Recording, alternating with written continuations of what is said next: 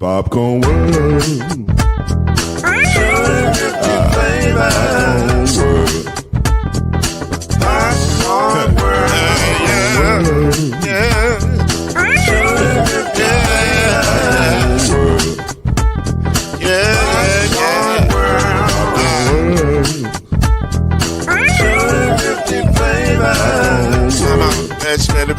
Popcorn World.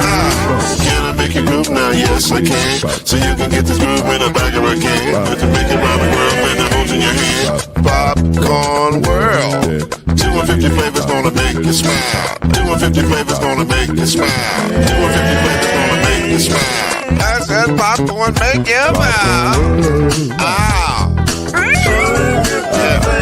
Popcorn World. Popcorn World. Popcorn World. Popcorn World. The Popcorn World.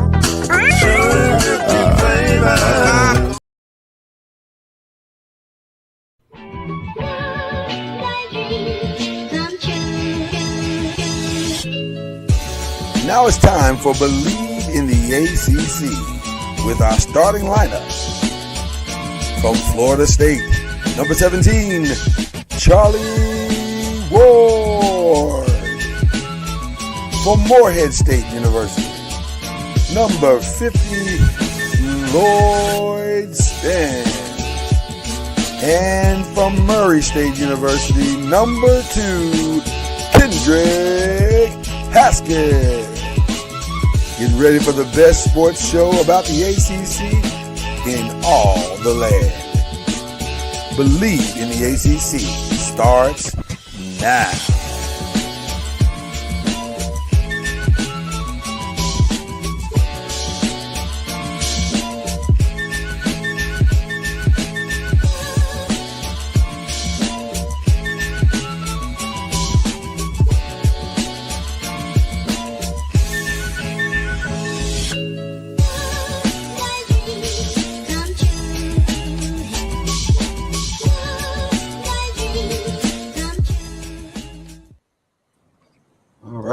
Look at us. You see the Champions Ranch is that the Champions Ranch? Well, listen, if I can get the doggone banner off the thing. I don't know. All I see is our banner. What is happening right now? I'm the Champions is breaking down right before our very eyes. The Champions Ranch is getting worked on. Sorry about that. Nah, it's not you. It's whatever's going on with StreamYard. There's Charlie. God is very angry today. I don't know what was going on. Okay, now we got it. Well, you missed it. We missed the Champions Ranch is under repair. It's under repair. So I think there should be the fields. People are coming tomorrow on Monday. Okay. To start putting in the turf field, and there should be putting some asphalt down. Ooh. Okay. Monday this week for the roadway parking lot. What is the target date of completion and beginning the actual championing of students or children or youth? I think it's October. Is there a targeted date? Or are we too October. early for that? October? Oh man, it's coming fast. Yeah, latter part of October, early November. Nice. A culmination of a dream is what is what's taking place. You may have to send us the invite so we can pull up in Tallahassee. And see what's going on in Tallahassee. We'll have a couple of ribbon cutting ceremonies. Nice. I love it. By the way, this is Believe in the ACC and the Press and Pros. We call it the MashUp. 2 shows in one, where you get a lot of information. But gotta be honest with you, our ACC talk is going to sound a lot like NBA talk today. Yeah, I was gonna say it might as well just be Preston Pros today. Right. It's gonna sound very NBA-ish. I can promise you that. We'll talk about the ACC guys in the NBA. Right, yes, right. that's what we'll do. That's how we'll blend it together today. But here's the reality: we ain't starting nothing. Y'all see the championship shirt Charlie got on. Stop playing. Y'all see this man with his NBA champion New York. Stop playing. That's where we got to start. Go. There it is, baby. Yeah. Charlie, how does it feel? Do you feel like jumping on the stoplight and just taking pictures? How do you feel inside? No, I'm not doing all that. But Okay, it's not that. Okay.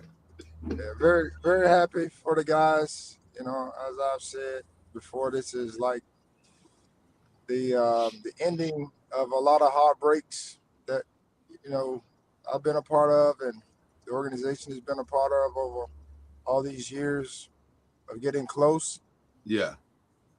And so just to see the guys and how they went about their business and making it happen was, you know, one for the ages, of course.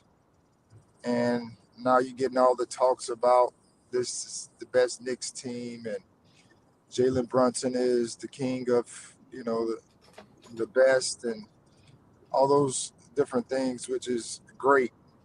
And, you know, this unit, they prove that, you know, if you play your role well and play as one team, there are a lot of things you can accomplish because, of course, in the NBA, you're going to always have more talented teams. But the teams that are well connected, understand their roles, and that's what you kind of saw throughout this playoff run that was kind of unprecedented in the sense where they won like 13 straight games.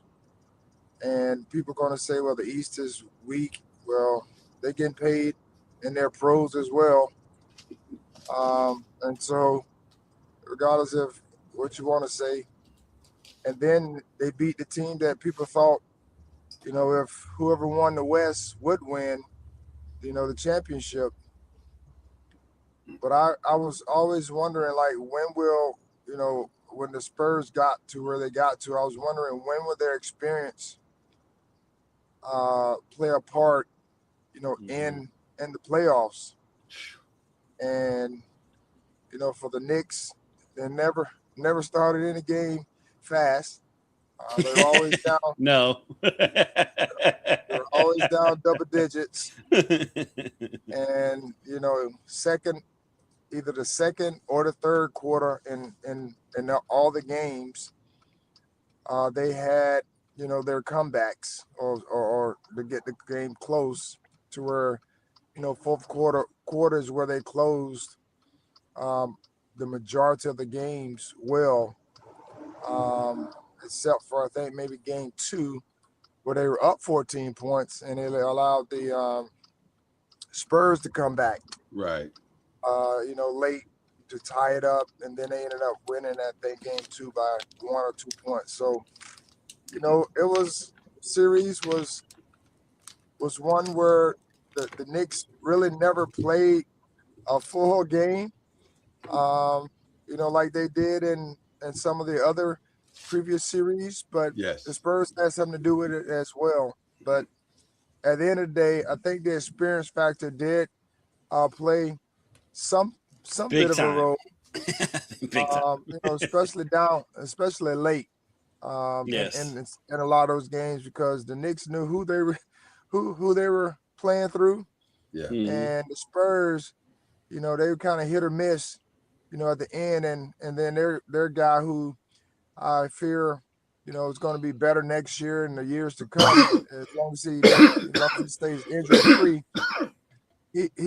He missed some big time shots late, but I feel like in the future he'll be the guy very similar to Brunson, where you can give him the ball, he's going to make his basket, or he can get others involved. So, so it'll be interesting to see. how that all shakes out. But the Knicks definitely were deserving in the sense of they found a way to win, those games that didn't look promising. Sorry to interrupt the proceedings, but we just got some breaking news. The Charlotte Hornets are trading LaMelo Ball and Josh Green to Minnesota for Nas Reed, a 2033 unprotected first-round pick, 3 first-round pick swaps, and 3 second-round picks. Nas Reed? That's good for both teams. Wow. But my thing is who's going to play inside for Minnesota? Because they just got rid of Nas Reed and Julius Randle. It's Rudy Gobert's world, I guess, now. Right. Wow. I don't. Nas Reed is shocking to me. They just talked about he was going to be the starter now. He's going to finally start. Well, he is going to start. He's just not in Minnesota. In Charlotte. right. They didn't lie. He's going to start somewhere. It's just not Minnesota. This is an interesting trade. Mm-hmm. Which, by the way, back to the Knicks, because I want to give Charlie his time with the Knicks. Yes, we have to discuss the Knicks. To say that the Knicks had to make comebacks is a gross understatement, Charlie. They led never, like they were down for 15 quarters in a row. and somehow pulled it out every fourth quarter except for one, and they should have won the one that they didn't pull out. Right. Now, some of that can be attributed. A lot of that should be attributed to the Knicks because the Knicks did not quit in any game they played in. But man, as a coach, I want to speak to Coach Junior just for a second. How do you not make the adjustments 4 times in a row? Is that trying to trust your guys? Is that stubbornness? Is that just inexperience? What is the reason that you can lose the same way 4 times in a row? I mean, you hear all the chatter about the coaching and coaching decisions, and you work to try to put a plan together. You could tell they made adjustments from game to game. But at the end of the day, I mean, both teams are going to make adjustments, and then the players are going to have to make plays. And so, the crazy part about it is the Spurs, had multiple opportunities to win games throughout the series, whether it was during the course of the game or late. Yeah. And they just weren't able to make the play or the shot, whatever that was, or get the stop. And so all those things are factors. I mean, they played 5 games, and at least 2 or 3 of them were 1 point or 2 point games. Yeah. And so, I mean, we can sit here and talk about the coaching and the adjustments and what didn't happen. At the end of the day, all those games are winnable games. And in those type of games where the playoffs are, magnified, it comes down to who makes the necessary plays when you need them. And, the Knicks did that, in close games. And it's not because they were more talented or I got out coached, or you're going to hear that. But at the end of the day, if OG doesn't go and tip the ball in, they lose that game. Yeah. And, it's just all these things. People, the 29-point lead that they lost. Well, I've been a part of losses on the road when we were up big, because there's like this factor called momentum, and you're a part of like getting caught up in the momentum. It's like a tidal wave, and you kind of you keep drifting, and you drift. Next thing you know, you're out and you're trying to find your way. And that's what happened, with that 29-point lead. Was I felt like the second half they started drifting. Whether it was taking quick shots, turn the basketball over, Mhm. and then the Knicks got the crowd involved. And once that happened, they start making plays. That's when you start to see the tidal wave mentality start to happen, where they kept drifting and drifting. The next thing you know, it's a 4-point game, with 3 minutes to go. And it all comes back down to just, the Knicks took advantage of their opportunities when they were presented, and the Spurs just missed. Wemby missed a shot at the buzzer, practically to win one of those games at home. I think it was game 2 probably. Mm-hmm. Yeah. And so, we sitting here talking about the coaching.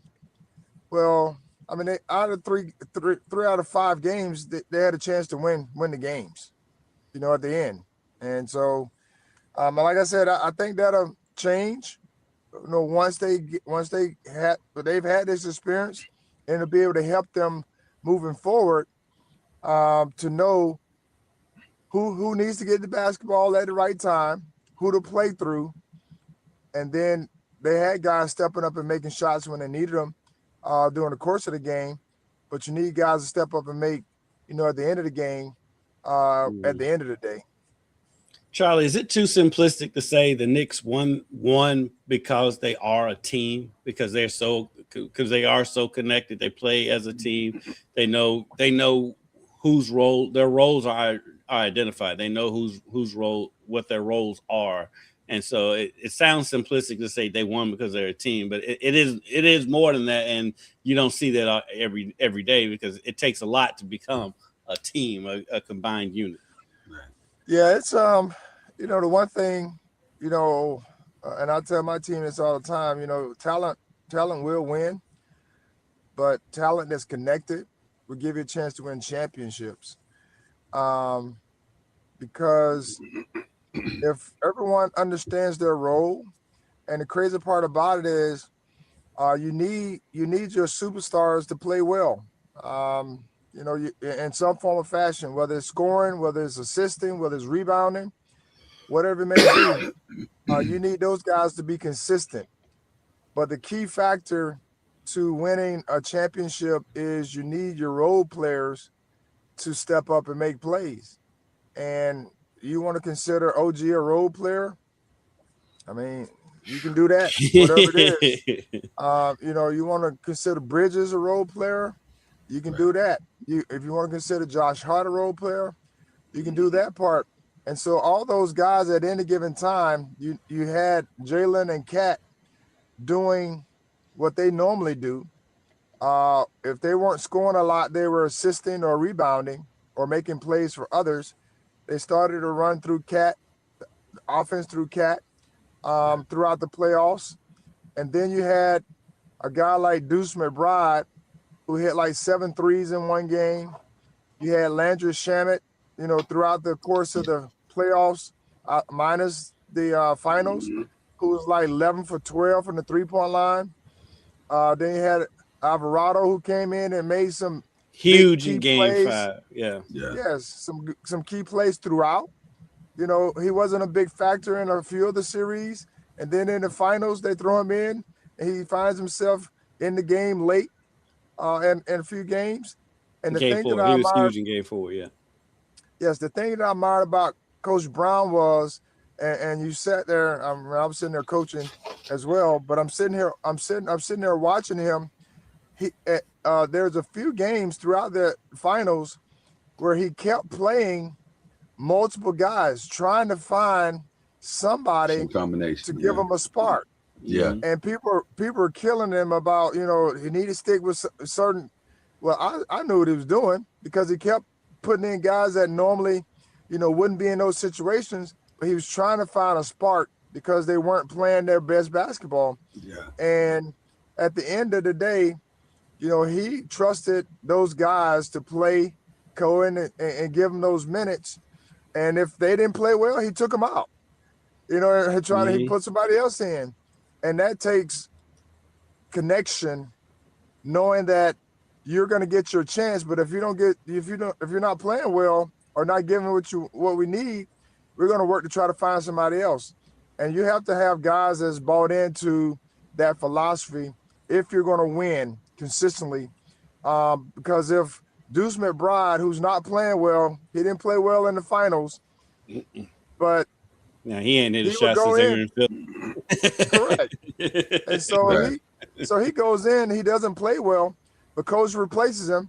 He doesn't complain about not playing, and you don't hear that. You know, he goes in, he gets his opportunity each and every game to go in and try to prove himself. And so that's what I mean by you have to be connected when you're going to win a championship.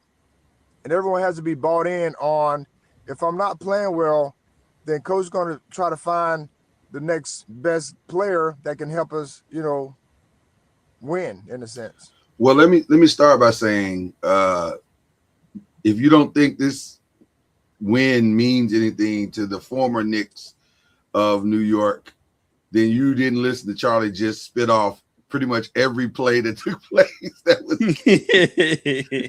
and I love it because it did feel like this year there was a very intentional effort to bring the entire Knicks family together as one to be a part of this run, especially in the playoffs. It felt like every Knick you had ever heard of was somehow connected to this run in their own special way. And I hope, and I don't often agree with Stephen A., but I will for sure agree with him on this. I hope the Knicks find a way before ring ceremony night to bring Charles Oakley back into the fold and really, you know, embrace him again. Hopefully he and Dolan can get past whatever they got going on.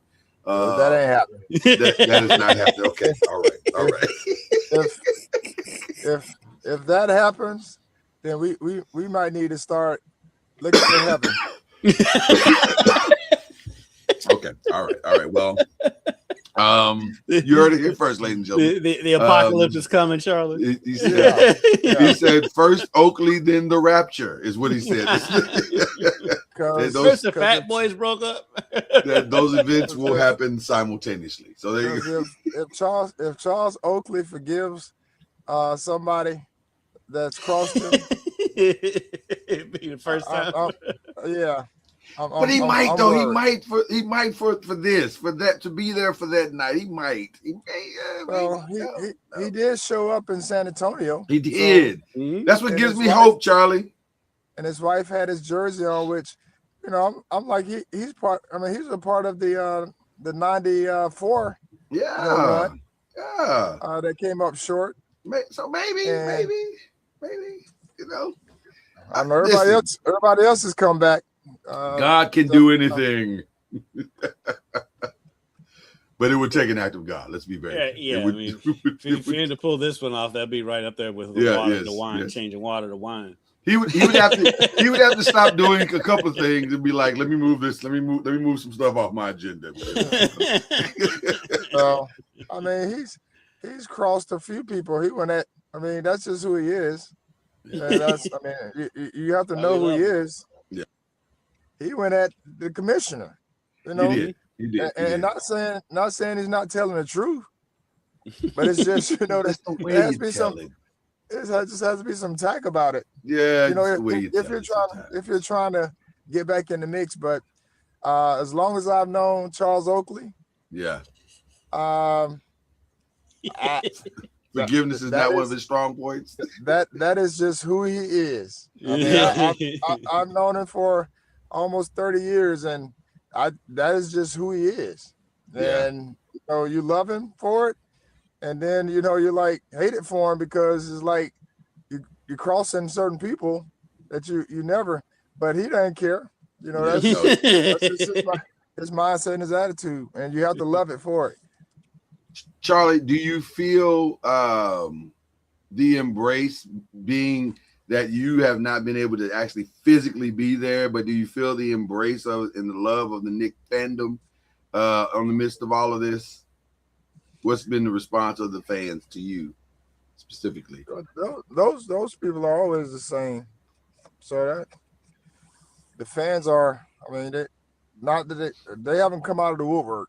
Like everybody's who's a New York Knicks fan, you know, wherever I go and they're a New York Knicks fan, they'll come up and say, "I remember you with the Knicks. I'm a fan," and so they hadn't come out the woodworks. So you know, doing this run, That is but so true. Knick fans are Knick fans all the time. They don't are they a don't rare breed deviate. of person. Yeah. That's they probably need to be studied. Yeah. Knicks Well, fans listen, they've already set up the 30 for 30 for sure, because this is going to be an interesting 30 for 30. They are a very different breed of human being. Yes. well, but you have to love them. I mean, you love them because they're going to be brutally honest. Like if you're really good, they're going to be really you know, great. And if you're struggling, which I've been a part of, struggling Knicks, they're going to come to the game and criticize you. Yeah, Jalen said that from the podium. He said, "You guys are tough." Who said that? Jalen Brunson. He said, "Hey, you guys are tough. This is a tough place to play." And it is. Oh, yeah. It takes a special kind of place. It takes a special type of player to play in certain environments in the NBA or in the NFL. I mean, it's with the Knicks and the Yankees. Oh, yeah. I would say it's a totally different. It's a whole different thing. You got to be built a certain way. Well, I'll take it a step further. Any championship-based organization. Well, the Knicks aren't that. No, well, they are in it. Well. Sorry, Charlie. That's not true. They are down. They for sure are down. I mean, the joke was just there. It was there, and you timed it perfectly, and I'm proud of you, as always. But when you're playing multiple opportunities, yeah. Multiple opportunities. When the champion, let's say when a championship is expected. What right? Well, or always expected or anticipated. No, there are just some organizations that they live in championship expectation. Yeah, it's a pressure cooker. Yeah, and it's a pressure cooker, and that's why I was having this discussion with another friend of mine. They were like, "Man, would you like to have this player playing for the Lakers?" I said, "If he can handle that pressure, because just because he's great in Portland or like we're going to find out how good LaMelo is." In just a few minutes. Not to say Minnesota's a pressure cooker, but it's more of a pressure cooker than Charlotte. Like, so, the expectations is far greater in Minnesota than they are in Charlotte. So it'll be interesting to see how he transitions under the new. What we saw with De'Aaron Fox. De'Aaron Fox playing in Sacramento, no pressure at all. You can play loose and free. Got inside of San Antonio where there are 4 banners hanging above your head. Played a little different. played a little different. But I mean, he played at Kentucky, so I mean, he's used to that. But he should be.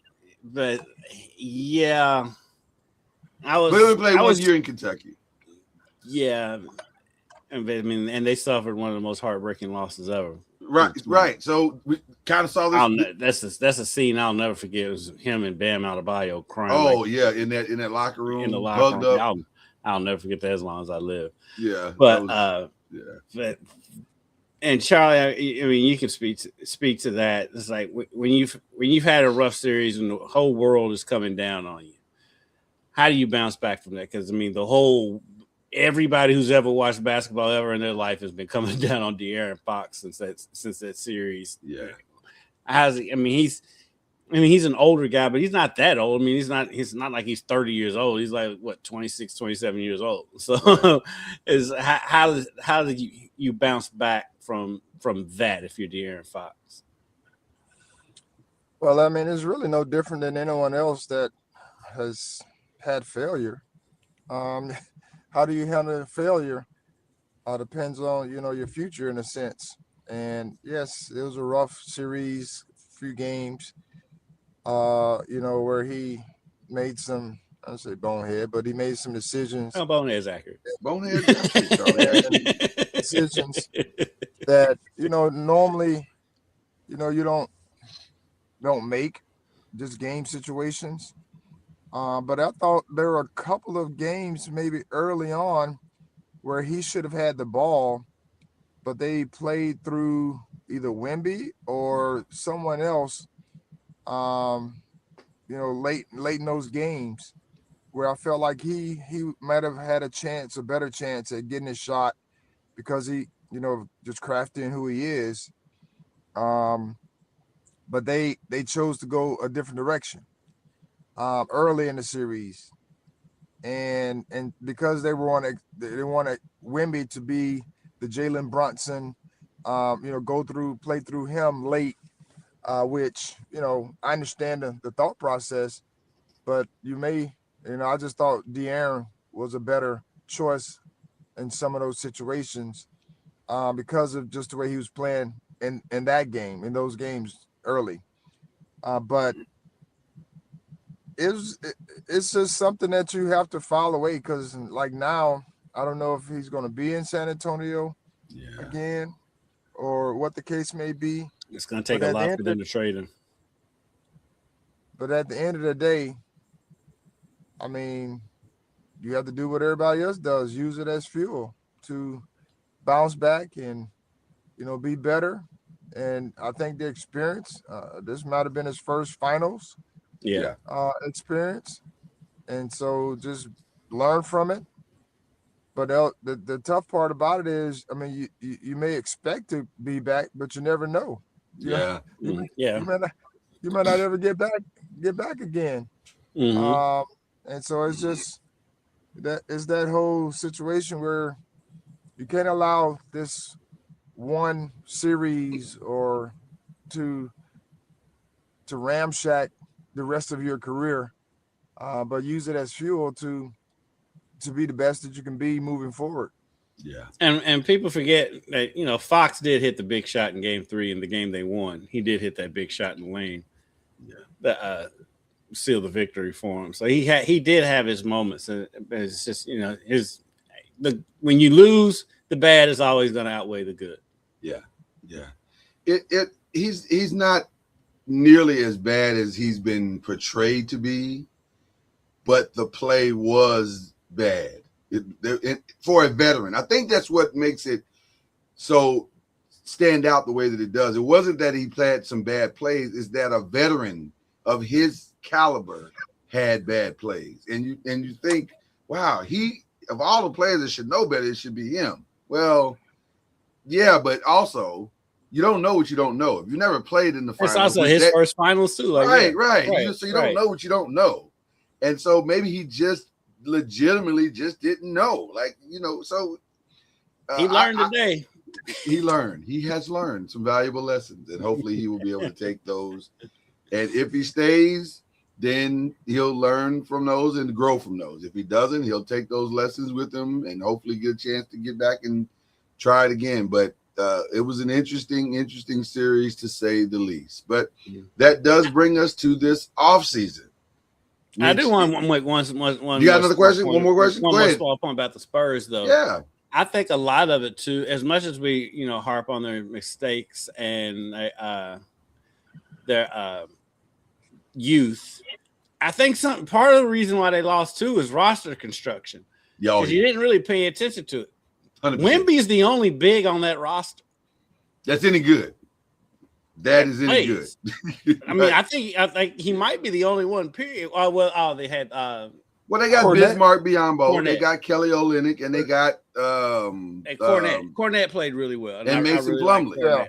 I like Cornette a lot. But he should not be your immediate backup center. I think he's fine being the backup center. Yes, I think they need a center to start. They need a center out there with Wemby, because Wemby's essentially a 3 that just happens to be 7'5". Yeah, I wouldn't mind having. I wouldn't mind having another center if I was them. If I was the Spurs, I'd try to get Hartenstein since he's a free agent. Well, listen, that brings us to where we are now, which is the NBA draft. That's what we call a segue. Yeah, I like that. You did that like you've done it before. You've done it for like 20 years. The draft was very interesting, and last night a couple of highlight points that we'd like to bring to your attention, especially to your attention, Mr. Charlie Ward. And the one that stands out the most to me is the 11th pick in the draft. Everything else was pretty chalk. You can argue all day long about should Boozer have gone before Caleb Wilson. Did Memphis make a mistake? They should have taken Caleb Wilson as opposed to Boozer. That stuff is, we'll see in time. But the one that stood out the most to me on day one was, and it went viral very quick, by the way.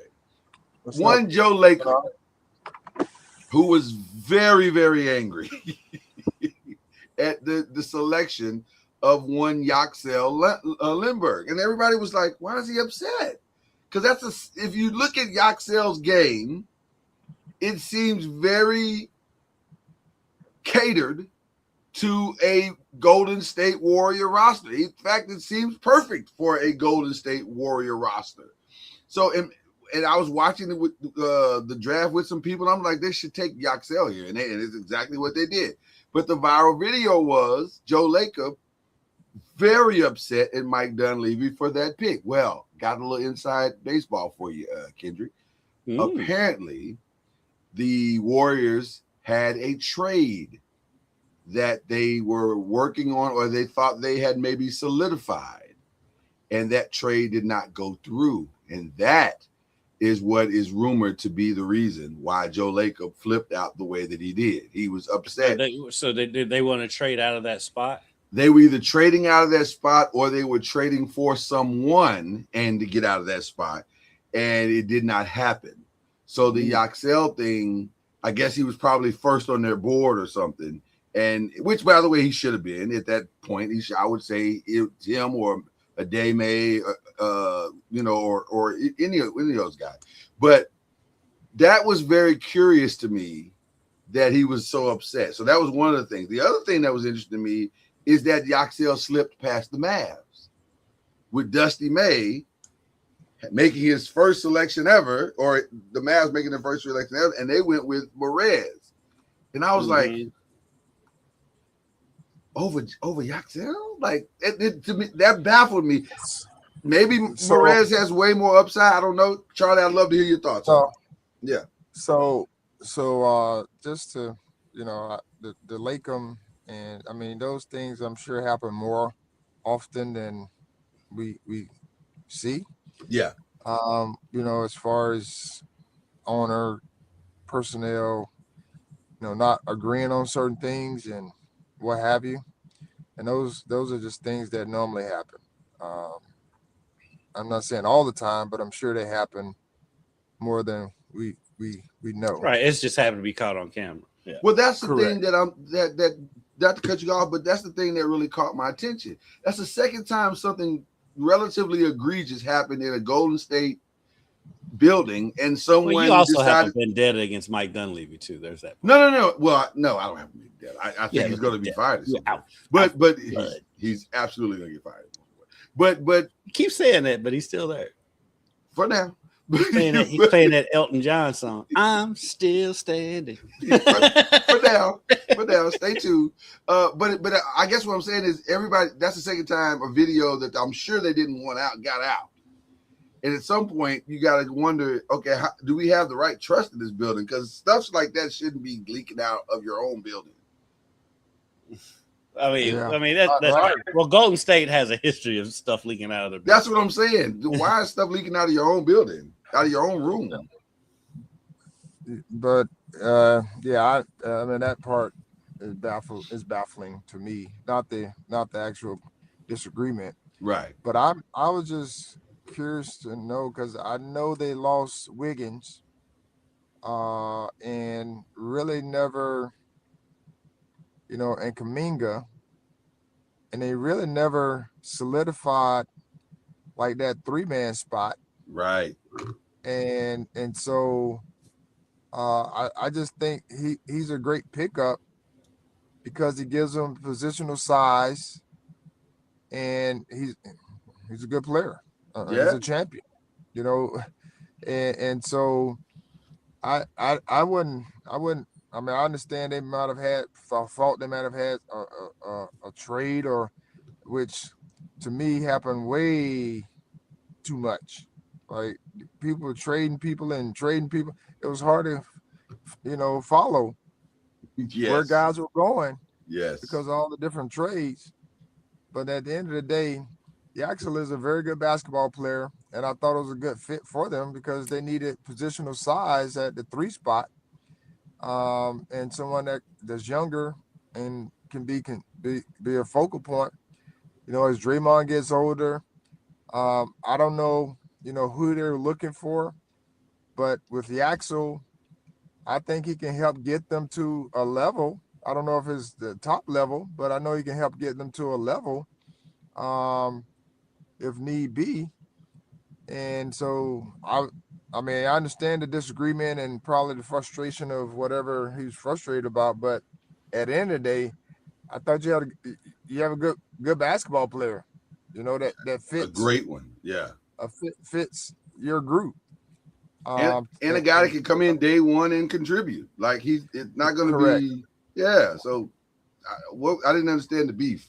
It could be some PTSD because their first round picks haven't really panned out over the years. And he probably wanted to be. He probably wanted to trade that pick and get a more experienced player because it's weird because they've done well with late round guys like Pajinski and all that, but like their second round guys have hit. Their first round guys have not. The first round guys they have not done well. And so that could be part of it too. Could be that. I think he'll be in the long run. He'll be very happy at what they got.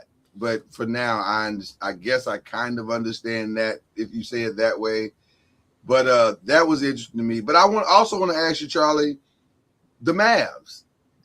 First of all, Dusty made not a lot of time to get prepared because he got hired the day of the draft. So not a lot of time to get prepared for getting, a player that he would personally want. But he did get a guy that he was familiar with. But would you have taken Yaxel over Morez?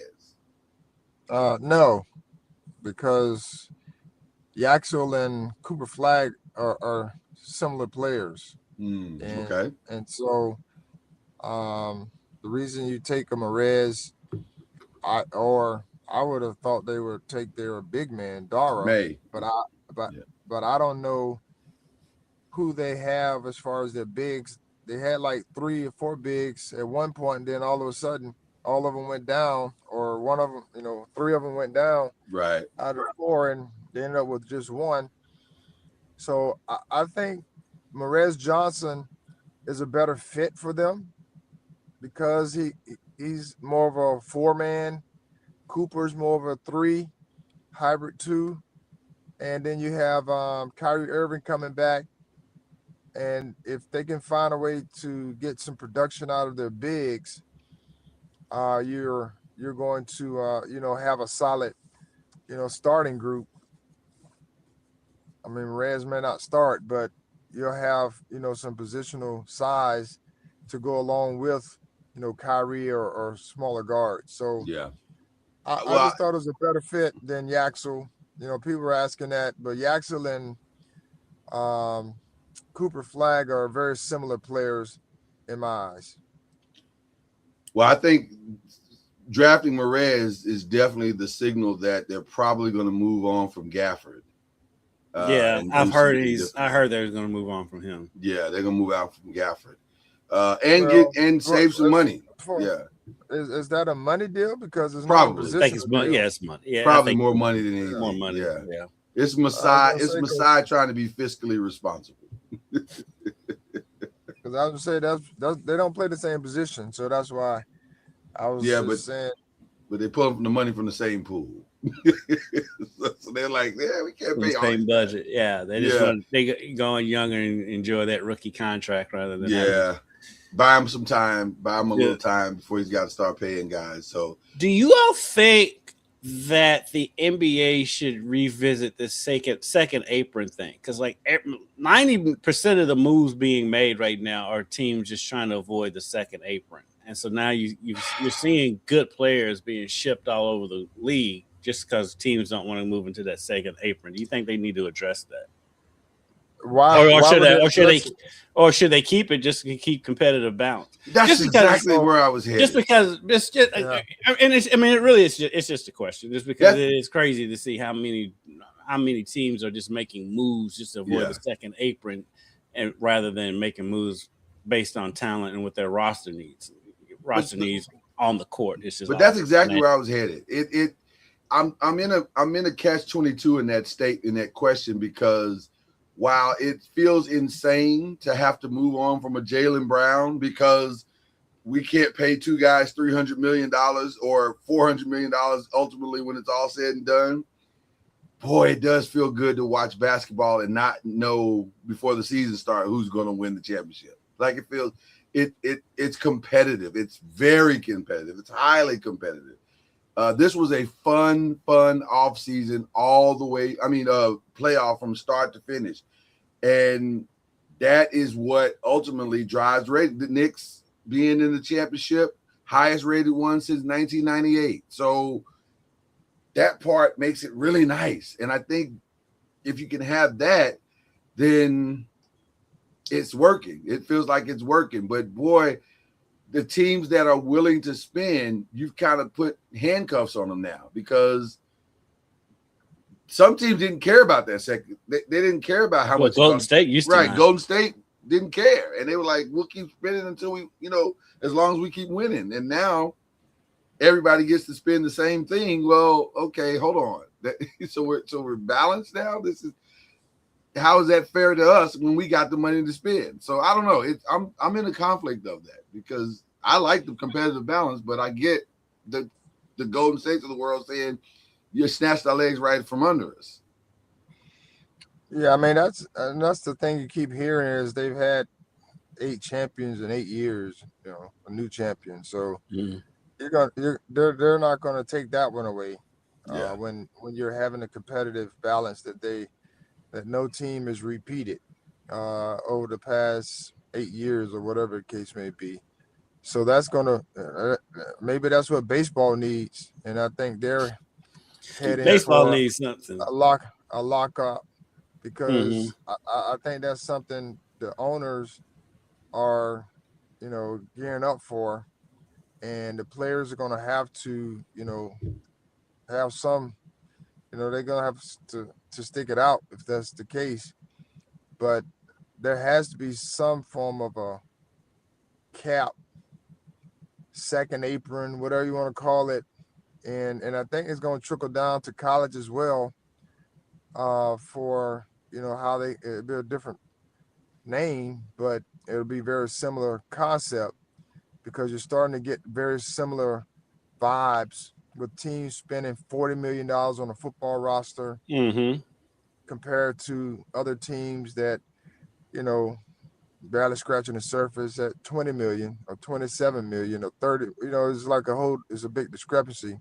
Yeah. And so it's just, I think it's going to end up at some point getting to all of these places, because it's always been have and have nots. Let's just get that in there. It's always going to be that. But how can you close the gap between the haves and the have-nots is the question that the NBA has kind of figured out. And they've seen this run where, they implemented that second apron type deal, and you start to see teams not want to, because the money keeps going up and up and up, and teams not wanting to spend so much, even though they're making a lot, but they don't want to spend all of it. Pay that luxury tax. Yeah, correct. So it's just, and to me, that is what the NCAA is missing. Rules that you can enforce, whether it's collective bargaining or not. If there are rules, we normally follow them. If there are laws, we normally follow them. And some of the laws we don't like. Well, we have to follow them just because they're the law, Yeah.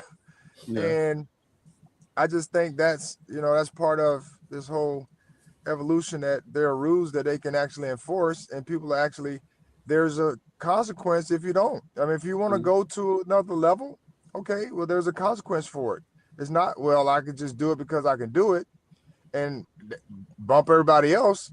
And so it's just that whole, it's the factor that you know, there are consequences for going over a threshold.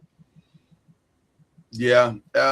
And then Yeah, the I other, hadn't even thought about that for college, but that is a good point. Yeah, but yeah, that is a great idea for college because I hadn't even considered that. yeah, and then the other thing is going back to the NBA for a second. They're gonna. This is why you see small market teams also saying our only option is to take the star that we've grown up, homegrown star, and at some point we have to flip them and make something else happen because it's hard to get somebody to want to come to Milwaukee. It's hard to get somebody to want to come to Charlotte. Charlotte, lovely town, but it's not. Charlotte's awesome. I love Charlotte. I love Charlotte personally. I don't have a problem with Charlotte, but also if I'm an 18-year-old millionaire, maybe I don't want to live in Charlotte. Maybe that town may be too slow for me or whatever it is. So to get free agents to come, Trust me. Yeah. If somebody's giving you $100 million, you going. You go to Charlotte. I wouldn't think it would matter where you go, right? You're going to wherever they But the thing is though Utah. is now it's like multiple cities can give you $100 million. So then it comes down to, do I want to live in Charlotte? Do I want to live in Miami? Right. Miami's gonna win out every time if the money's the same. Right. But that's always been the case. So that's not gonna change wherever you go. But I just know, if you have a choice, I mean that's on the person that has a choice. But how many free agents are there? Because I mean you get certain guys that are free agents. But at the end of the day, like Milwaukee they don't have a bad team. I mean, they got rid of, not rid, but they moved from Giannis, and they got like 100 people back. Whether it's through players or picks, yeah, or money, or they got like all this stuff back, and so Milwaukee, I think, is in a good place because they have a mixture of guys, veterans. I don't know if they're gonna keep Hero, but I mean they're gonna get offers for him. I've been seeing a lot. He's been popping up in a lot of trade talks. Well, not only that, Hero. I've heard also that what we're looking at in the deal is just the framework of it, and by the July the 6th, kind of like what they did with the Kevin Durant thing, there are some teams that may jump in on that deal because the deal is technically not finalized until July 6th. So there are teams that are looking at the pieces that went out or that are going out of each team, and they're saying, well, we wouldn't mind actually having that. Mm-hmm. And so there may be some other pieces thrown into like Khalil Ware's name has come up in a lot of different places. Tyler Hero's name has come up in a lot of different places. So I think there may be some other pieces thrown into that when it's all said and done. Same thing with this LaMelo Ball thing. The framework of the deal is right here. We're looking at it right now. But then also, it would not surprise me if the Nets throw in some version of the Julius Randle piece into that, and then now these deals are combined into one. I mean, people are having to be really creative as to how the money's going in and out and how the players are going in and out to make it all work. So I was asked, hey, how do you feel about the Giannis thing? Did they win? Who won the trade? I was like, I have no idea. Because if Giannis and them win, then I guess they won. I don't know. But we don't know what these other picks are going to become. So, and it's going to be interesting to see what Miami does with the rest of their roster. I mean, right now they don't even have 12 players on the team. And they only have $18 million to fill those players. So they're most likely going to lose Norman Powell, and Andrew Wiggins. I think they can't seem to afford either one of them. So and they're going to desperately need shooting with those two, with Bam and Giannis out there. So now I will say this: getting Ryan Cromwell was a steal. They don't know it yet, or the rest of the league doesn't know it yet. But that was a steal. That was a good draft pick. That was an interesting. That whole deal with them moving up to get him with OKC, and then and then OKC getting Oweh, and then how all that worked. It was very confusing, but they got because basically OKC they definitely replaced Lou Dort because Cason Wallace was kind of a clone of Lou Dort, and now Yes. Oweh is kind of a clone of the two of them too. Yes. So they basically have that same dynamic going with those two players and Lou Dort, and they can pay him less because Lou Dort was up for a contract extension. And so Lou Dort should absolutely start packing. Lou Dort has a U-Haul truck out. Yeah, it's a wrap. Call U-Haul immediately. And listen, I've heard his name mentioned in several different places, including the team that I support. I think he'd be a great fit in LA. Well, I think that's what LA is going to do. They're going to just basically surround their guys, which now are Austin Reeves. And by the way, I know this is early in the show. We normally do this at the end, but shout out to Austin Reeves. From undrafted rookie to the highest undrafted rookie contract that's not even a humble flex. That's a full-on flex, and rightfully, deservedly so. That is outstanding, man. I'm so proud of that kid. Feel how you want to feel about his defensive efforts, but but still, that's amazing for him to have made it. I mean, can you imagine? You're undrafted, and now you're about to be paid $185 million. That's pretty cool. Yeah, it's an awesome story. That's pretty cool. Seems like a good kid, and he brings a lot on the offensive side. Yeah, defense. It's optional. Well, listen, there's work to be done. Defense is more optional than that fourth year. It really is. It really is. It really is. But that's what they're going to work on. They're going to spend the entire rest of the offseason figuring out how to shore that part up. And I think they will get the team around Austin and Luka that can support their defensive efforts. Is that a nice way to say it? So is dominating coming back? I can't imagine that he is. I think that experiment wore JJ Redick completely out. He just and Laker fans. Yeah, well, listen, Laker fans, we are over it. Take your talents and your chain and head out the door, please. Like what was that? DeAndre Ayton. Or dominating. Or dominating, as he likes to call himself. I think you're already in trouble with a player when they give themselves their own nickname. That's when you really. The fact that he was coming at Clint Capella like the way he did. Did you hear about that, Charlie? Well, for the record, DeAndre Ayton doesn't love basketball. Yeah, that's obvious. Yeah, he loves what basketball provides. He plays it because he's good at it. But he say it. Yes. Essentially, yes. So when you have someone like that, you're not going to always get their best because they're not going to be in love with the process, the work, all of the stuff that goes into being a solid player. And I mean, you have those type of guys who are talented and they use it to be able to, provide for their families, which is most people, but they just don't love it. I mean, to each his own. Because from a talent perspective, Charles, you are 1,000% correct. He should be way better than he is. But it's not, the passion is not there. The drive is not there. It's just he's got best center in the league talent. Yes. He's got great hands around the basket when he wants to catch the ball. If he's interested in catching the ball, he can defend when he feels like defending. There's things there that you look at and you go, man, he should be a top 5 center in the league, and he is. And I was willing to give him a chance into the whole Clint Capella thing. Charles, did you ever hear what he said about Clint Capella? No, I didn't. What did he say? He said that JJ Redick told him that they want him to be play like a Clint Capella role, and he was like, Clint Capella, I'm better than Clint Capella, basically in a nutshell. And I'm like, no, you're not. You're not. You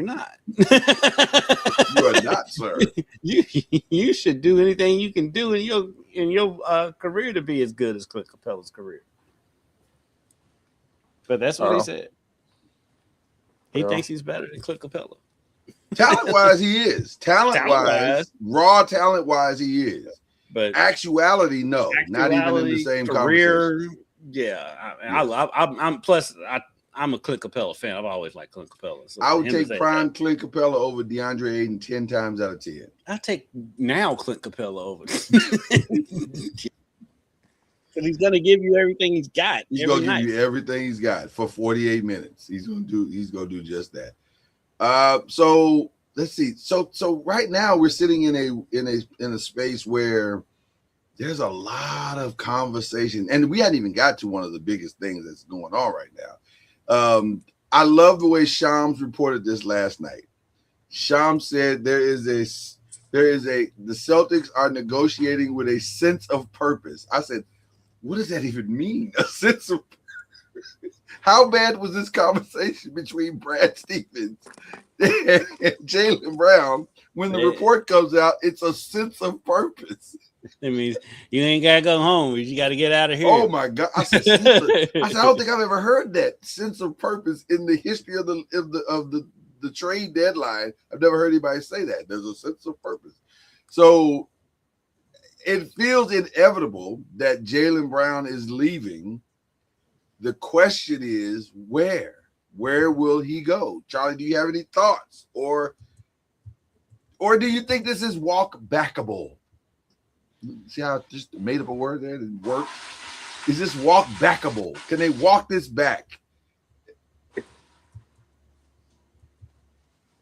we lose Charlie? I'm sorry. What did you say?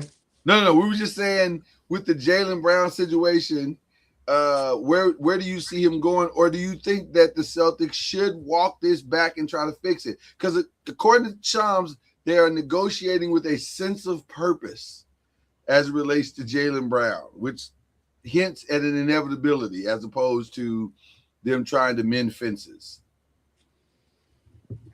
Yeah, I mean, it's one of those deals where I think they're trying to move on from him.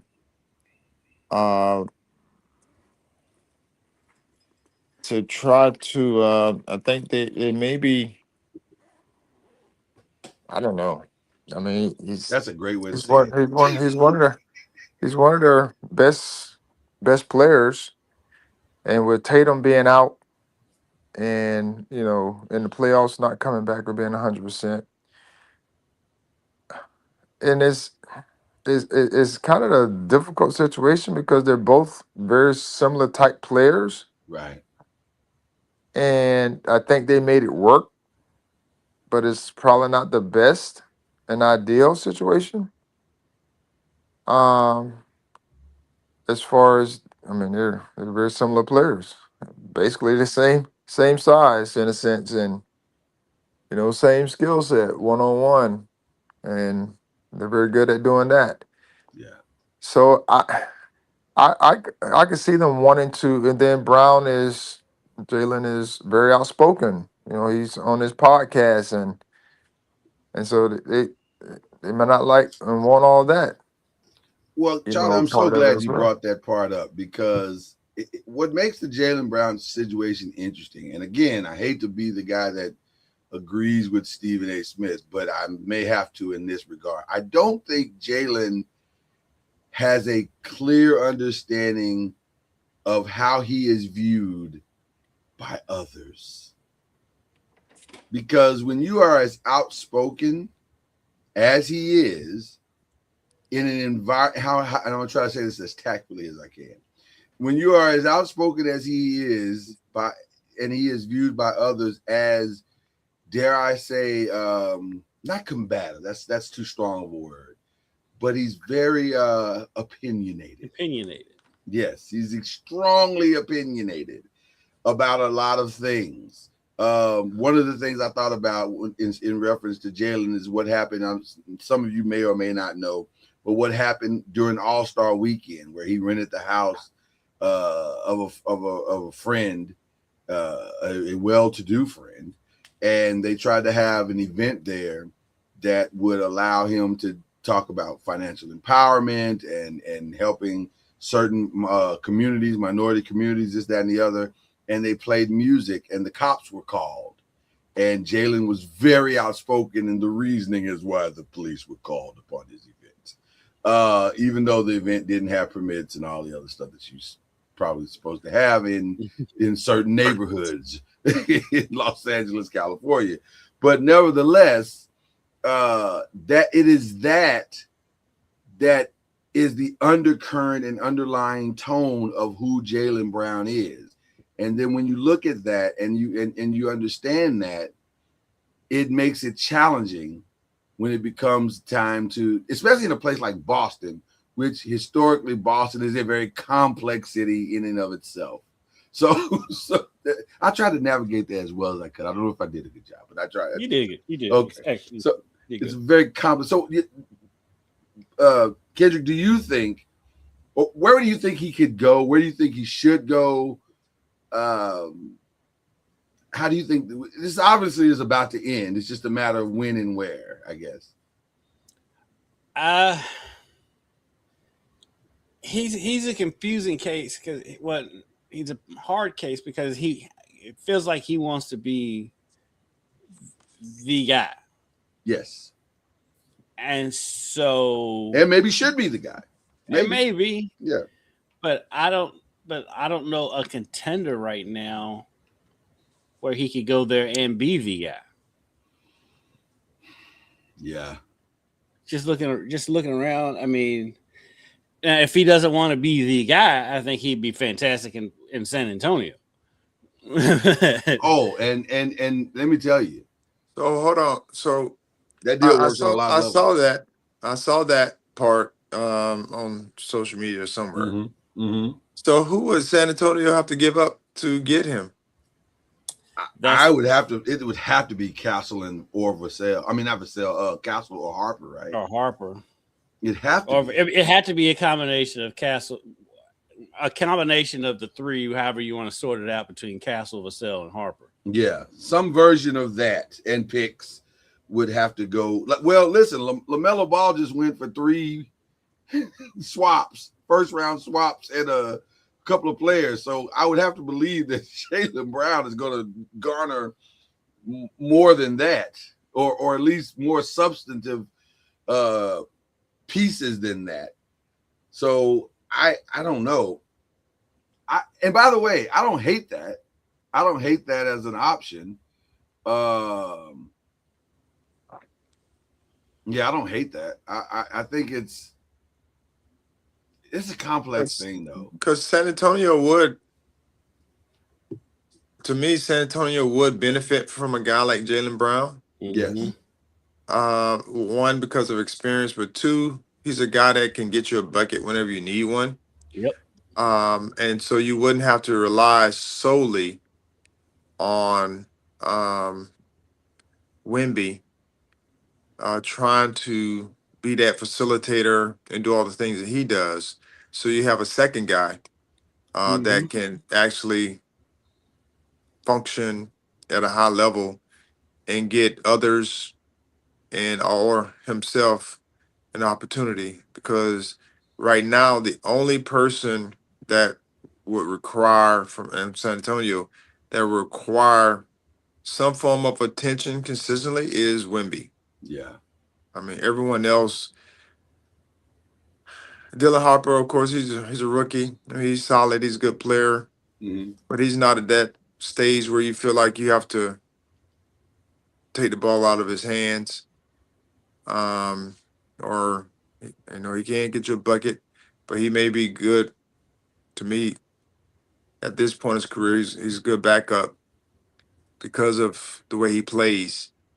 He's a guy that can come in and get you going. He can get his own. And not saying he's not a starter. Yeah. But just right now, the way he plays, he'll be a good backup to give you some bench production because you need good bench production. I thought about Fox, Charlie, in pairing him with Tatum. Maybe you can get away with that, but I agree with you. That is all contingent upon where you think Harper is. If you think Harper is ready to assume the leadership role, which, by the way, I don't know if he is. Because he had a good year, but he had a really good playoff, if you understand what I'm saying. Like, the year was fine for a rookie, but at the same time, jumping from I'm coming off the bench contributing great minutes to I am the guy now is a significant jump. So are you ready to do that with Harper? But the other thing is Harper ready to, because if they get rid of De'Aaron Fox I would see them, Dan Vassell being like the stepping into that role more so partner Harper in a trade. If they're going to get rid of like one of those guys, I don't know about Castle. Yeah, I wouldn't get rid of Castle. I'm gonna be honest with you. I would not do that. No, I don't think they will. Yeah. He's too much of a Swiss, Army knife in a sense. Yeah. I don't see them getting rid of him. But if they did the De'Aaron Fox with somebody else that, would be in, I would say, for sale. I don't know the money and all that kind of jazz for Jaylen Brown. But it would open up, playing time. And those types of things. And that's where you would have to have Harper come in and understand how to be a facilitator. And if he can't understand that, then you have to put him on the bench. Yes. To come in and be the scorer off the bench, be who they want him to be, which is ball in his hands all the time. And so that's the only way that I could see if Harper doesn't get to a point where he can get the offense started. What I mean by getting it started by, just getting everybody organized and everyone's playing through, the proper guys. If he can't understand that part, then you have to bring him off the bench so that he can be who he is, which is he's a scorer. I think contractually, I think money-wise, I think Fox makes the sense because I think they both have the same amount of time on their contract. Him and Jaylen. So they would need a second guy. Yes, money-wise. Well, the other thing that makes it, Boston's going to want more than the De'Aaron Fox. I would say, 100%. The other thing that makes the De'Aaron Fox thing complicated is I think he's going to make like 40 somewhere between 42 to 44 million dollars or something. Yeah, that's why I was saying money wise, he would have to be he'd have to be included in that trade. If hypothetically, if that was going to happen, I think Fox would have to be included just because of the contracts. I think it's wild to even be having a conversation that Jaylen Brown is leaving, but it feels very, very inevitable at this point. And then there's some others that are as equally as crazy. We haven't heard from Tatum through any of this, which is crazy. Which tells me that's part of the problem. Like for them, why would he need to say anything? It's not that he needs to. He doesn't. I just feel I feel like if he really wanted him there, if he's going to say I want him here, then all is yes. If there was no beef or if there was no tension, he would say, "Hey, what are we doing?" Because we just won a championship a few years back. Why are we doing this? So I will disagree because I don't think that's his place. And no one's he hadn't put himself in position to be asked. And I don't think him just coming out and offering doesn't mean that he doesn't support him being there. I just don't think it's his place. If he's not, doing a press conference or anything like that, sometimes it's best to be quiet and on on without saying anything until the proper time. And when the time does come, whether he stays or moves, then you make your statements and what have you on the reaction, as opposed to the speculation of what may be happening. Um, and so, of course, media people on the outside want to hear his thoughts. But if it was me, I would be in this. I would do the same thing. I wouldn't put anything out in support or not support of, because it would be poor taste for one. And I feel like it's not his position to be able to say anything right now, because he doesn't know what's happening, in the sense of if he's going or if he's staying. We all know that he's in trade rumors. Yeah. But Talking about heck, Jalen. You talking about Jalen? Jalen Yeah. Brown was in trade. He knows that part. Tatum, I'm talking about. Yeah. But at the end of the day, I wouldn't, if I was Tatum, I wouldn't say anything about the speculation, the trade rumors, until something actually happened. Well, he hasn't said anything about that, but he did go on his final or his last comments were on somebody's podcast or something. I don't know what it was, but he made a statement alluding to, they asked him what was his goal. I think he was on what's the guy's name that was on NBC? He's on NBC's Today Show, whatever that guy, the gentleman that used to, you know what I'm talking about? Yeah, no. He made a statement saying, he said, what are your goals? What are your personal goals? And Jason said to be finals MVP and to win another title. And those things are fine, but on the heels of what Jalen has already said about this was my favorite year of all time, and it feels like there's a lot of Shaq and Kobe vibes in there. Yeah, it feels like there's something under the current going on. And it feels like Shaq and Kobe if Shaq and Kobe were more passive aggressive. Yes. Shaq and Kobe are the furthest thing from passive aggressive. No, they were not. They let it fly. But these two are kind of passive aggressive. This is the PC Shaq and Kobe. Yeah. This is this generation. Right. I'm not gonna say anything about you, but I'm saying something about you. But I'll Drake you. I'm just gonna throw some shots. Yeah. I'm not gonna call you out between the lines. Right. I'm not gonna call you out by name, but I'm gonna say it's number 0. Get on my nerves. Right. Right. So it's a weird tension there, and again, even Brad Stevens' comments on Tuesday night in regards to Jaylen Brown were very strange. Like, well, in his case, though, I think he's got to tiptoe around everything. He can't. And I get that, but at the same time, here's a thought. I'm just going to throw this out there. We don't want to comment about that at this time. We're working through some things. Just leave it alone. Like, you don't have to say anything. You can. I don't know. It was. There's a very weird thing happening in Boston right now, and there's a sense of purpose of negotiating. So I don't know.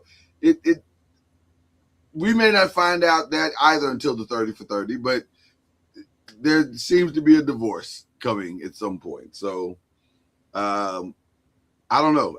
There's a lot of teams that can use him, though. I'll say that. I could see Detroit making that phone call. I could see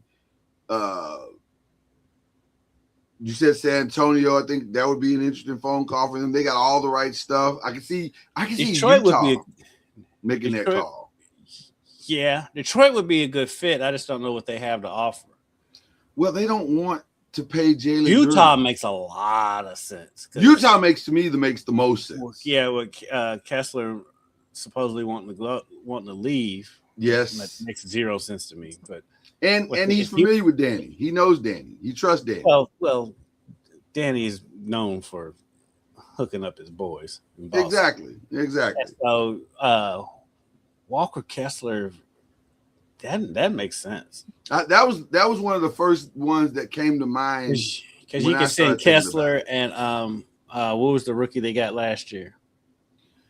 Ace Bailey. Ace Bailey. Which, by the way, they just announced for whatever reason. I'm not sure why they thought this was an announcement worthy situation, but they announced that Ace Bailey would be going to the bench now that they've gotten Darren Peterson. I was like, well, why do you have to announce that? That just gotta keep that to yourself, like, or you can just reveal that when the season starts. Because I don't think they like Ace Bailey.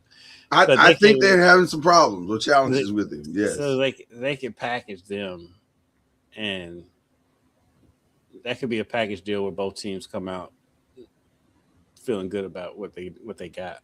Yeah. And Utah has enough picks that they don't even own that they could send those picks out and still have great picks, throughout the next few years. They got the one pick picks. You see the one pick last night that was traded like 7 times. I saw it, but I'm gonna be honest with you.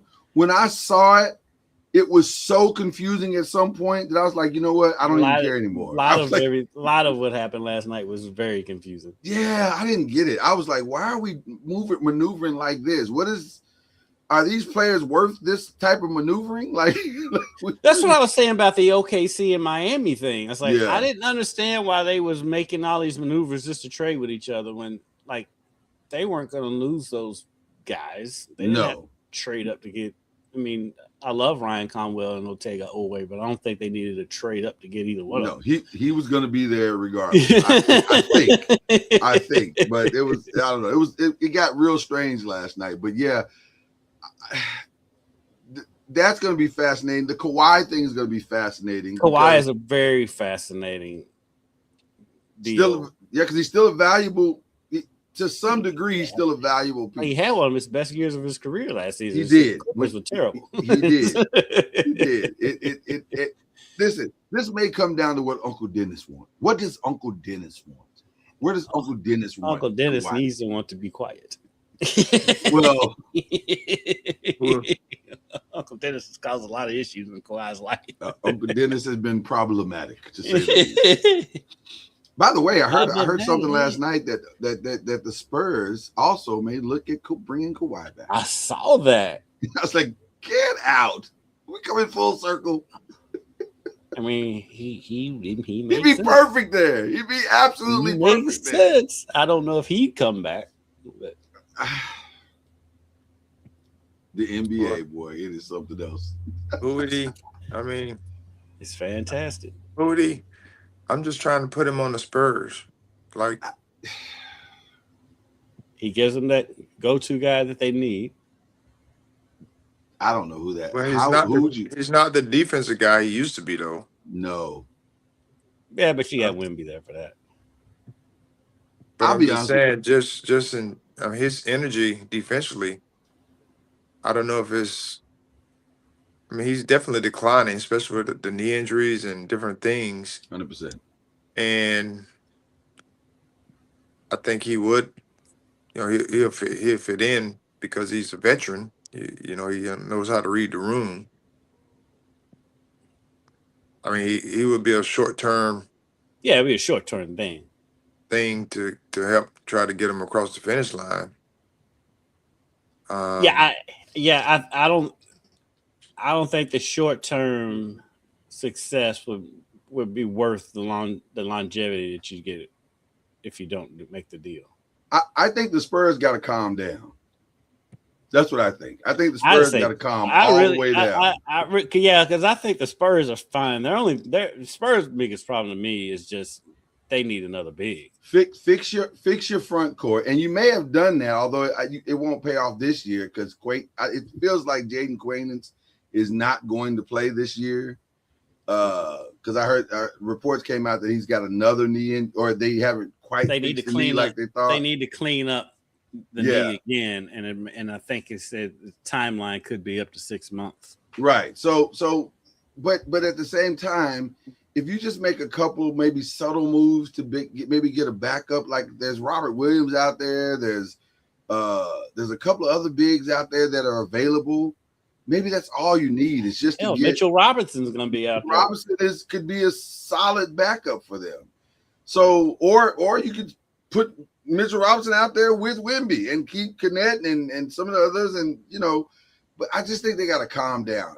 I think sometimes when you lose in the manner that they lost, there's this propensity to try to overthink it and overfix it, overcorrect what went wrong. And I don't think listen, to me, the Spurs are way ahead of schedule.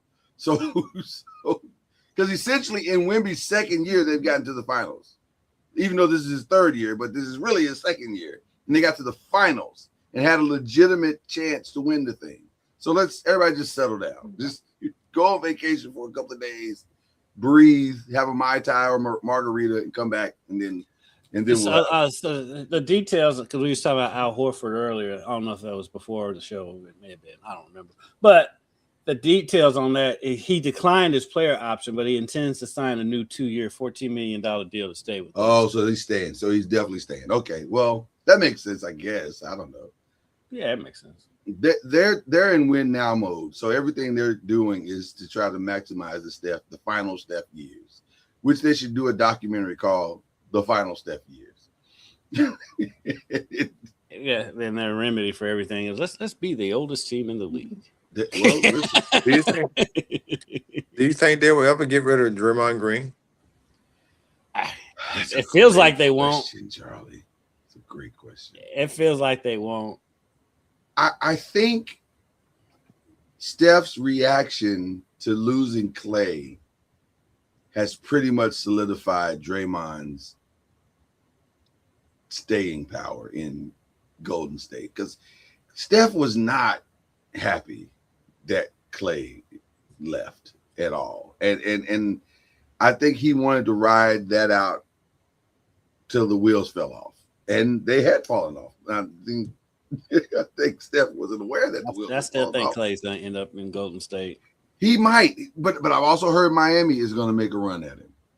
Yeah. So Is Klay Thompson the same? I know he's not the same. He's older, but he's not the same guy that was. He's that not was the same guy productive. that was in Dallas. He's still in Dallas. So Father Time is undefeated. And so can Klay Thompson catch and shoot coming off the bench and get you 15 points some nights? Yes, I'm sure he can. Can he be the two-way defender? No, I think those days are far gone. And so I don't know. I don't know if that's worth any of that, to be honest with you, Charlie. But Miami's got to fill a roster with $18 million. So it is very likely that Klay will be bought out of his Dallas money, and they'll do less than a mid-level exception for him and bring him on in or something. I don't know. Miami's got to get really creative, which Pat Riley is known for doing, but still, they're going to get really, really creative to fill out that roster. So yeah, what do you pay for a Klay Thompson these days? Probably the minimum, the league, the veteran minimum, or whatever it is. So I mean, he doesn't hurt your salary. He's not going to take you into the second April. Put it like that. No, not at all. Not at all. Yeah, not at all. So, but again, those are some interesting things that are going on. The media is trying to drive an Anthony Edwards narrative. I don't think it exists. And it certainly probably is not going to exist now that LaMelo Ball is going to be a Timberwolf. So hopefully that will die quickly. I wonder what that means for Ja, because there was rumored that Minnesota's going to go after Ja. I think Ja is going to be a domino piece. Well, he's going to be a domino piece. What happens in 3 other places will dictate if Ja will, because he'll be like the kid on the playground that can play, but you're like, these guys are better, and I'd rather have these guys because at least I know these guys will be team guys, and and then Ja be left out there. And by the way, when you pick up Ja, if he is aware of his circumstances, it could be a game changer for your franchise. Oh, if Ja grows up and his daddy grows up, yeah, and they need turn everything around. Whoever gets him, if he grows up and matures, I mean, they're gonna get a steal because they're gonna get could him be huge. Yeah, Could be huge. But could he's end up in Orlando. I don't hate that because Paolo Banchero needs a lot of help, and he is not getting that help because his guys can't stay healthy. And there's familiarity with Desmond Bain being there, so they shrink the learning curve a little bit. So I don't hate that. I don't hate that at all. It's gonna be interesting to see. Go ahead, Charlie. Do you put him with the first-year head coach? That's another challenge. That's the challenge. Yeah, that's the challenge. There's the challenge. It's again, unless the head coach has, staying power to be able to handle, because he's coming from a place where you didn't have any like outside mess going on or stuff you had to deal with. I don't know where he was before. He may have had some of that, but I know in San he's in Antonio, New Orleans. Yeah, so I mean, I don't know who's there. But yes, he had to deal with mess in New Orleans. And by the way, they're if you believe the reports out in New Orleans, they're having a fire sale. They've announced that everybody except for Queen and Fevers are available. Everybody. Fevers. Yeah. Fears. I don't know why he called that kid Fevers, but it's Fears. Yes. Yeah. Ja in Boston is intriguing. In Boston, I had not thought of that. That's interesting. That is interesting. Because you have an established coach. Yeah. Who's different, and probably he can handle. Yeah. Ja. He for sure could handle him. Yeah. Also, curiously, Charlie and Kendrick, Houston announced they're open for business. Everybody except for Thompson, which I was like, really? They Sengun's up? They said everybody except for Thompson. Wow. I would not let go of Sengun. I don't think I would let go of Sengun either. But I understand. But to me, that may have been more to announce that KD is available than it is about Sengun. Right. Because I understand why they're saying KD is available. That KD could not have messed up that team chemistry more if he tried. Like when you find out your guy has a burner account and he's been dogging you on the internet, that's been par for the course. I mean, that's followed him all the places he's been, and so it's just unfortunate. Is there a social media anonymous where he can get help, the help he needs? Because that just seems weird to me. Therapy. Why do you need to do that? That is such a weird tick. Like, why do you need to do that? I gotta have 4 phones. I gotta do it, man. I just gotta do it. KD's a different cat. He's just a very different cat. He is very different. It's just crazy to think that, I think the championship window for him, Steph, and LeBron might be closed. Definitely is in the Western Conference. If they go out east, they might. But they've had good runs. They've had their runs. I just can't see them being the number one guy. Going up against the Spurs and the Thunder over the next few years. Steph could, if they could figure out how to get younger and get younger pieces around. Has just not been able to figure out how to get younger. That's why Mike Dunleavy's going to be fired. That's why I keep telling you that it's going to be fired. Saying that, but it has not come into fruition. It hasn't happened yet, but it just patience by a young Jedi. I mean, everything comes to an end eventually. You can't be 20 years down the road and say, "See, I told you." I don't think you have to wait 20 years. I listen. It's. I think Joe Lacob is the kind of owner that he loves Steph so much that he can't see Steph not making one more run. He can't. That's why he's keeping on holding on to Draymond. He can't fathom that they can't make one more run. Because in their minds, the reason why they didn't make the run the last 2 years is because Jimmy Butler got hurt and Steph got hurt and this person got hurt and that person got hurt. It's not that they're old. It's that they're injured. When the truth is, they're old and injured. Right. Right. They're Exactly. old and injured. It's the same thing. But you can't convince Joe Lacob of that. He believes that if they were healthy, Draymond believes that. If we're healthy, we can beat anybody. And that may or may not be true. But I think you need young talent to make that really, really true. So it's a fascinating set of circumstances. So I think we've covered all of the NBA stuff. Real quick, guys, the Brendan Sorsby story has concluded to an ending of sorts.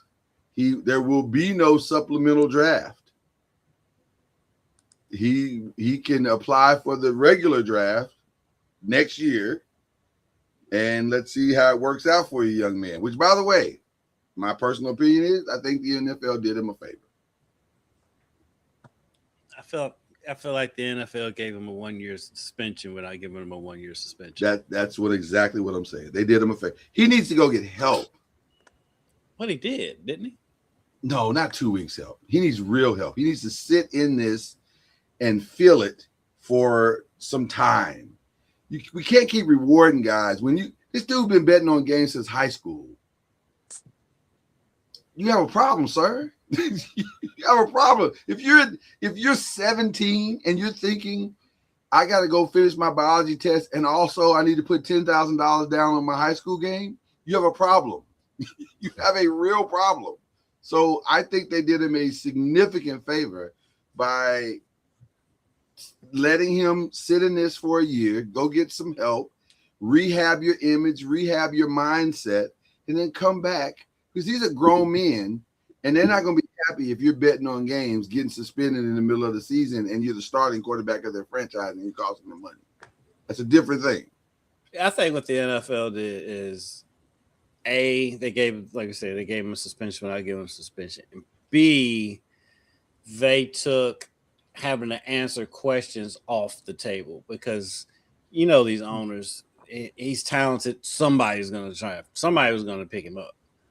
And so that this protects the owners from being the owners. Mm-hmm. Right. Protects the league from having to answer all these questions, and it gives them a suspension without it causing any conflict with the players union. 100%. But it's a very strategic move by the NFL. 100%. Charlie, you got any parting thoughts on Brendan Sorsby? No, I agree with those.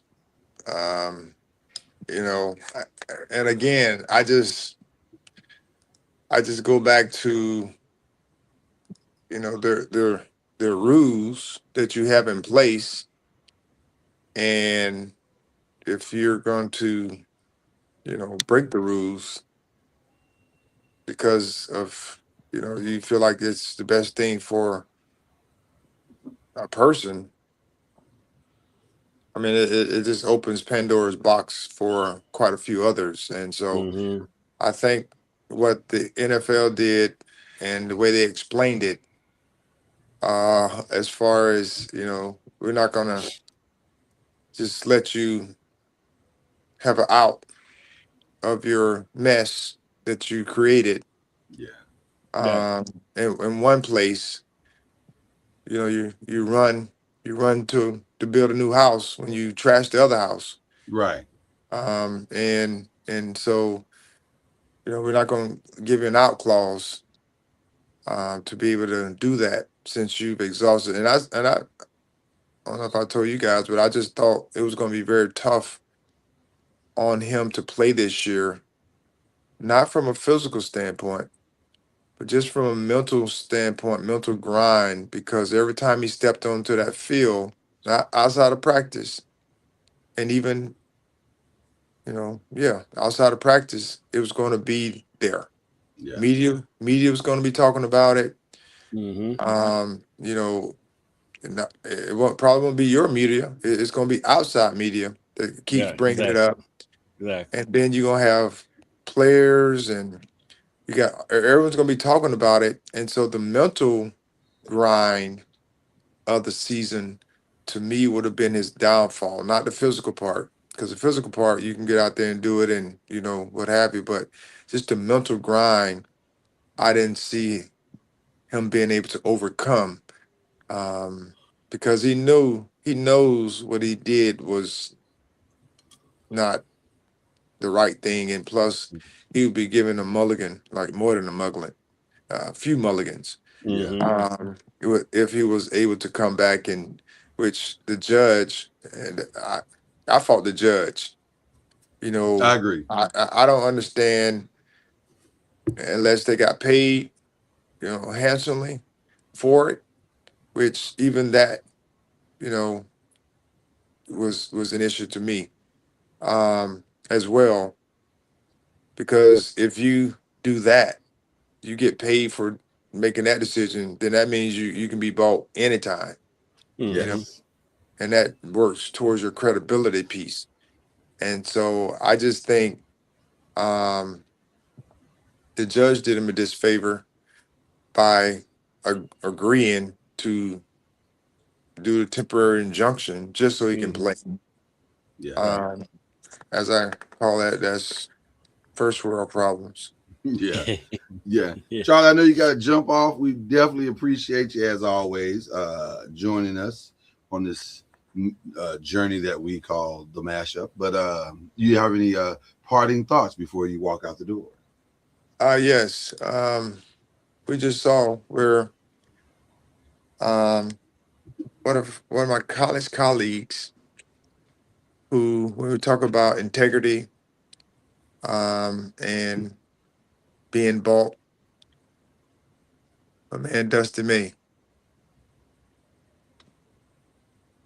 Yeah. I totally understand it from a financial standpoint. And Yeah. however, it was just a tough timing. And we've all made decisions that were very selfish, regardless of everything was good for you, but it might not have been good for the family or whomever it may be that had to just go along with it, in a sense, and work to make it out, make it work. And so I'm just dumbfounded that understand the 40 million was on the table, and it was an easy move to say yes because you're Right. going to the league, and there are a lot of factors there. No But state man, income tax. yeah, I mean it was just tough timing. And now, if if if you're dependent on him, you don't know if he can be bought. That's why I said the integrity piece with the judge. Money is on the table. You may skip somewhere else. Yeah. But I'm just glad that he didn't pull the Will Wade, where he just left. Maybe he did. I don't know. Where he just left, and then it's called back and said, "Hey, y'all, I'm gone. Mm-hmm. Right. I see y'all later. I'm out." I don't know how Will Wade sleeps at night. That dude. And Probably on a pillow of money. That's just I mean, he's letting you know what his values are, and so. And LSU is too. Well, listen, when a person, the great Maya Angelou said, when a person shows you who they are, believe them. Believe it. Yeah. Believe it. LSU is. Oof. They it's at all costs. At all costs. Yes, I mean, integrity out the window. they jumped into bed with several devils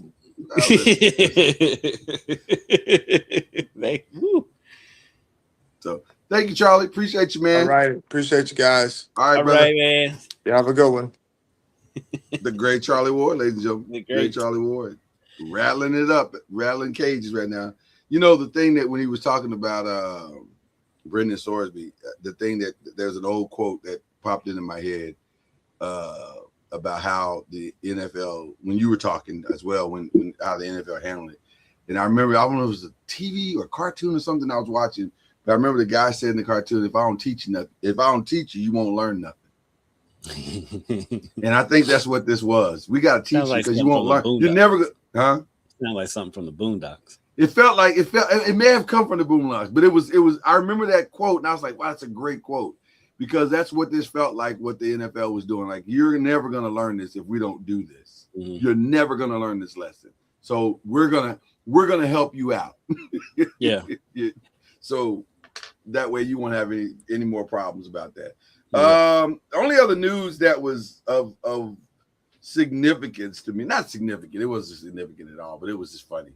It was funny to hear Antonio Brown talking about Zay Flowers, that comparing him to Zay Flowers is insulting, and Zay Flowers is the reason why Lamar Jackson hasn't won a title. I was like, Antonio, I think somebody needs to come and get your phones. Like, I think you got to stop. That's been the case for years. if we could just get somebody over to his house. Stuff that's to that because that year then Zay Flowers fumbled on the goal line in the AFC Championship game. Yeah, but he's not the sole reason. No, he's not the sole reason. Right, as Antonio's trying to say. Now, if you want to talk about reasoning and things that are ridiculous, let's talk about the fact that NFL players can't stay out of trouble in the offseason. What is that about? Why can't they just train and go on vacations and do nothing else? Like, why does it have to be? Why that's the thing is that they just got through with mandatory workouts. Terry and Arnold allegedly is the mastermind behind the kidnapping. He's the mastermind behind it, fam. You know what else you could do in the offseason besides kidnapping? Like, you can mastermind getting in your playbook. Yeah, or go to Planet Fitness or take up crocheting. Like, do something productive with your time. Like, kidnapping seems like the opposite of what you should be doing in the offseason. It feels like there's several stops in between doing nothing and kidnapping. And feels like there's many options that you can pursue. Besides kidnapping. Besides, you know what? Also, if I could just offer this suggestion to him. I don't know Terry and Arnold like that, but if this can find him, if someone can send this to him, put the weed down. Because weed-induced ideas never lead to good consequences. This feels like a weed dog. You know what we should do? Oh my God, you know what would be lit? We should go kidnap somebody. But usually the weed, you might think something crazy like that, but you don't get up and do it. You don't usually follow through. Normally you don't follow through. It's just an idea that's floated in a room of people who are also high, and we all think it's funny. Right. We don't think it's palatable. You're not motivated to do it.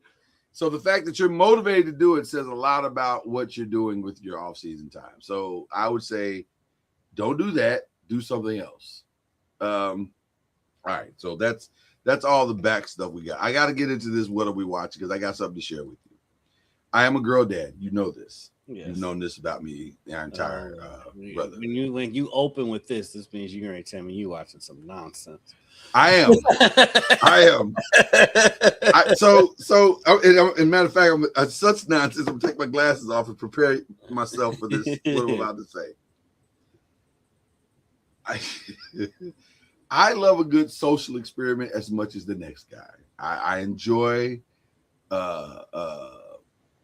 some. I'm not a huge reality TV guy, but every now and then a Love is Blind or something like that will come up and you go, wow, that's an interesting experiment to see how things work and dynamics or whatever. My daughter and also one of my business partners said, hey, we're thinking about doing some reality stuff, I want you to just take a look at Love Island and tell me what you think. Here's what I think. Ew.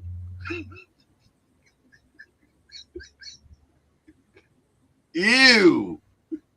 It's I have never seen Kendrick Haskins. I need you to hear me on this. I have never seen anything more ratchet. There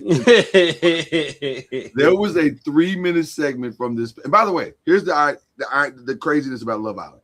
Filmed 6 out of 7 days a week in real time.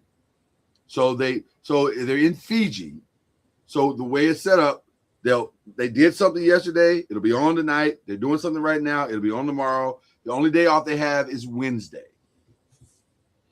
The thing that I saw Tuesday, I can't unsee that. It was normally they don't show hypersexualized things on regular TV or even streaming sites. They don't show that type of stuff. You have to go behind a paywall to see those type of things. But what they showed in a 3-minute span on Love Island the other night, oh, wow. Did you have to clutch your pearls? I clutched somebody's pearls. I'm not sure who the pearls were I was grabbing onto, but it was. I just have never seen that. I can't say, and I've watched TV my whole life, and I can honestly say, never seen that on TV. never seen that. The amount of kissing and oh my God, it was unbelievable. It was unbelievable. And everybody just was like, oh. And then when it was over, they just went back to, let's go cook some breakfast. Like, wait, what? That's how this works. We just moving on. Like it never happened. Oh, I can't believe we lost the game. Lost the game, ma'am. You're gonna need shots. That's what's gonna happen. You all are gonna need to get tested. This is not good. It's wow. I do understand the popularity of the show. I do get it. But Lord have mercy. I had to ask myself, Kendrick, if 20-year-old me could be on Love Island. And the answer is no. No, you can't do that. That's no. And have video? How do you explain that to your children at years from now? I wonder that about a lot of stuff that people do. Why are you kissing all these people? Well, now you if you owe your kids honesty at that point. Well, now listen, your mom was out there. Your dad was out there. He was doing some ratchet stuff. So I don't know. I wasn't prepared for that. I was not prepared for that. Somebody should warn me about these shows. So, so give me a heads up if you can. Tell me what to expect. I get why it makes money though. They do 38 episodes in a season. 38 episodes in a season. Yeah, because I've never seen 1 second of that show. I've heard of it, and I see people talking about it on social media, but I've never seen 1 second. It is a wow. And I don't think they're all like this. From what I've been told, because I know people, I've talked to people who've seen it, who are fans of it. And because I had to ask, I was like, hey, man, you watch this? He's like, yeah, man, I watched it with my daughters. Da, da, da, da. And they're all saying the same thing. This one was not, they're not near, most of them are not as bad as what's happening right now. But it was, oh, man, it was a lot. So, unfortunately, that is one of the things I was watching. Okay. Are you caught up on everything? That's the question I have for you as we talk about what we're watching. Are you caught up on everything? I am caught up on 100 Cook. I have not watched the latest barbecue. Barbecue Brawl, okay. Yeah. 100 Cooks is a weird show. I'm just gonna be honest with you. It is kind of weird. I think I enjoy it. I think I do, but also it's very strange. Like it is the most random. We need 9 people to come down and cook and boil water, and the best one boils water. It gets to go forward, but 8 of you are going home. What? Wait, what? Yeah. Yeah. It's a very strange show. It's very strange. I'll stick with it through this season. I don't know if I'll come back. Yeah, I don't know if I'm coming back either. And I like Terry Crews, but I like Terry Crews, but I don't think I will necessarily like him on this show. it doesn't feel like it works. But we'll see. I think they need one of the Food Network regulars to be the host of the show. And also, I think the kid, no disrespect to him, I'm sure he has a phenomenal social media following and he's doing well. But if you didn't win Master Chef, I don't know if I need you judging this. Like, it feels disingenuous to have him be one of the judges of a show where he didn't even win his show. Like, so how are you telling us we're wrong? You know what I'm saying? Like, it just seems weird. I guess it works out because they're not chefs. Neither is he, though. He's just popular. He is. Well, he's popular. He's a chef though. But the people on the show, the contestants on the show, are just like us. So what qualifies him as a chef? He hadn't gone to school. He's just popular. He was on Master Chef. I think he came in like 3rd or 4th on the season that he was on. But now he has like 6 or 7 million followers. So now he's a chef. Now he's a qualified chef, which, by the way, I'm sure he is somewhat qualified. I'm sure he knows what he knows. But wouldn't it be more, I don't know, validating? Well, they wanted to go younger, I think, and they wanted to get somebody that's popular. Right. So I get that, but I don't know. So anyway, you don't watch The Chi, do you?